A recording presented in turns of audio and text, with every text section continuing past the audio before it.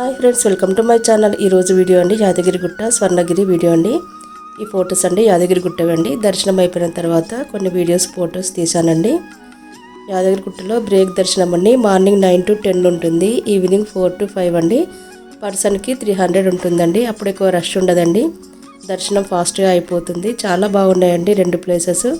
యాదగిరిగుట్ట నుంచి స్వర్ణగిరి అండి 20 kilometers వస్తుందండి. రెండు మనం కవర్ చేసుకోవచ్చు. చూడండి ఫ్రెండ్స్, మొత్తం వీడియో చూడండి. నచ్చితే లైక్ చేయండి, షేర్ చేయండి. ఇది స్వర్ణగిరి అండి.